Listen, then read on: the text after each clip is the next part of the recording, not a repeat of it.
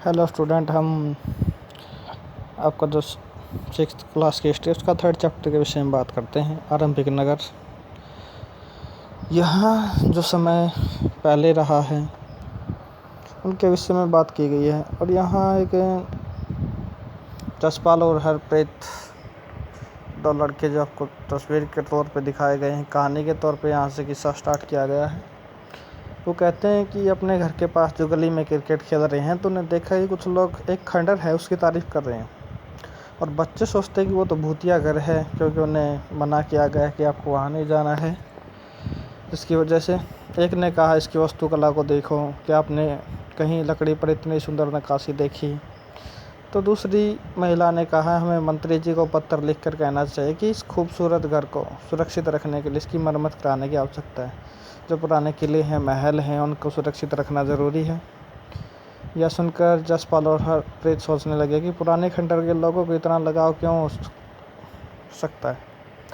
तो यहाँ हड़प्पा की बात करते हैं, जो प्राचीन सभ्यता रही है, जो राखी गढ़ी में भी हड़प्पा सभ्यता के जो अवशेष हैं वो हमें देखने को मिलते हैं।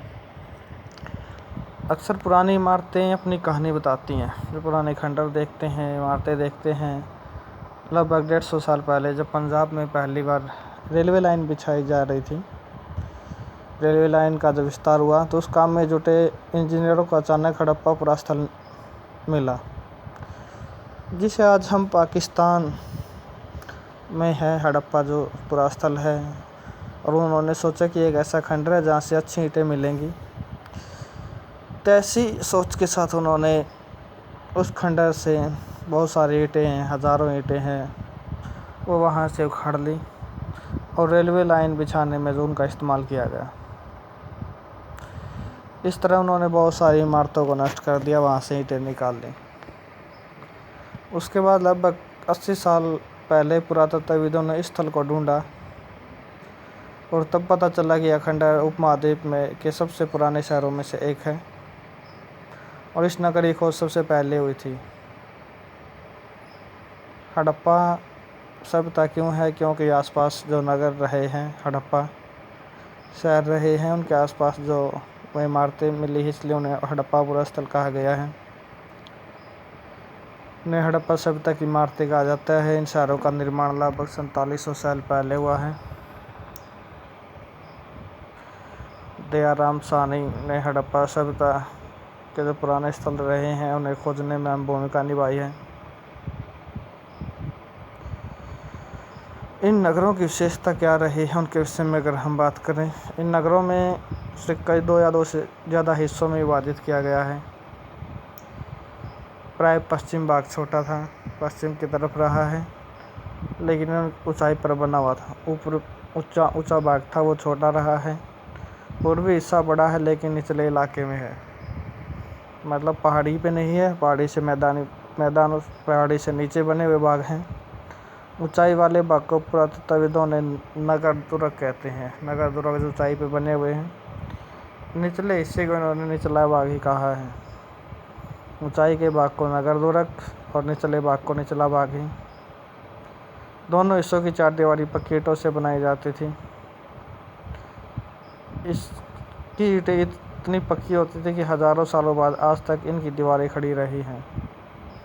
दीवार बनाने के लिए ईंटों की चिनाई इस तरह से करते थे कि जैसे दीवारें खूब मजबूत रहें।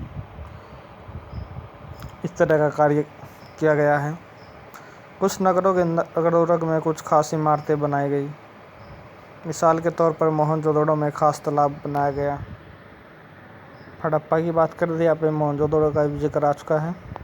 जो एक तालाब मिला है वहाँ पे, जिसमें पुरातत्वविदों ने महान स्नानागार कहा है। महान स्नानागार मतलब क्या है? वैसे कुछ हो रहे हैं, समय रहे हैं जब लोग जो क्या है स्नान करने के लिए वहाँ इकट्ठे होते हैं। उनके त्यौहार रहे हैं, त्योहारों के दौरान ही हो सकता है कि वहाँ वो बड़े तालाब में स्नान करने के लिए आसपास के सारे लोग हैं वहाँ जमा होते हों। तो तालाब को बनाने में ईंट और प्लास्टर का इस्तेमाल किया गया था। इसमें पानी का रिसाव रोकने के लिए प्लास्टर के ऊपर, जिसे हम तारकोल बोलते हैं, चारकोल, उसकी परत बिछाई गई ताकि पानी का रिसाव नीचे ना हो। इस सरोवर में 2 तरफ से उतरने के लिए सीढ़ियाँ बनाई गई थी और चारों ओर कमरे बनाए गए थे। इसमें भरने के लिए पानी कुएं से निकाला जाता था। शायद यहाँ विशिष्ट नागरिक विशेष अवसरों पर स्नान किया करते थे। वो बातें यहाँ कह रहा है। कालीबंगा और लोथल जैसे अन्य नगरों में अग्निकुंड मिले हैं। मोहनजोदड़ो में तालाब मिला। कालीबंगा और लोथल में अग्निकुंड मिले। अग्निकुंड समझ सकते हो, यज्ञ वगैरह हवन वगैरह किया जाते होंगे। मोहनजोदड़ो और लोथल जैसे कुछ नगरों में बड़े बड़े भंडारगृह भी मिले हैं। भंडारगृह होते हैं जहाँ अनाज को स्टोर किया जाता है, अनाजों को संरक्षित किया जाता है। तो वो बातें यहाँ हैं। तो हड़प्पा है, राखीगढ़ी हरियाणा की जो हम बात करते हैं वो इसमें मैप नहीं है। तो ये भंडारगृहों की बात आती है, वो बातें हैं। महान स्नानागार को यहाँ दिखाया गया है, जिसके विषय में हमने बात की थी। ये महान स्नानागार है, दोनों तरफ से सीढ़ियाँ हैं, वो यहाँ पे दिखाई दे रही हैं। भवन, नाले और सड़कों की यहाँ बात करें। नगरों में घर आमतौर पर 1 या 2 मंजिला होते थे। घर के आंगन में चारों तरफ कमरे बनाए जाते थे। चारों तरफ कमरे हैं और बीच में आंगन खाली होता था। अधिकांश घरों में एक अलग स्नान घर होता था और कुछ घरों में कुएं भी थे पानी के, वहाँ से पानी का इस्तेमाल किया जाता था। कई नगरों में ढके हुए नाले थे, इन्हें सावधानी से सीधी लाइन में बनाया जाता था। हर नाली में हल्की ढलान होती थी। ऐसे आज हम नालियों के अंदर देखते हैं ढलानें हैं, ताकि पानी जो है आसानी से जा सके, बह सके। घरों में नालियों को सड़कों के नालियों से जोड़ा जाता था। आज भी हमारी जो क्या है सड़क हैं, उनके आसपास बड़े नाले बने हुए हैं, उनके साथ जुड़े हुए हैं छोटी छोटी नालियाँ। नालों में ढके होने के कारण में जगह जगह पर मेन होल बनाए जाते थे, ताकि गंदगी को आसानी से निकाला जा सके, उनकी सफाई की जा सके।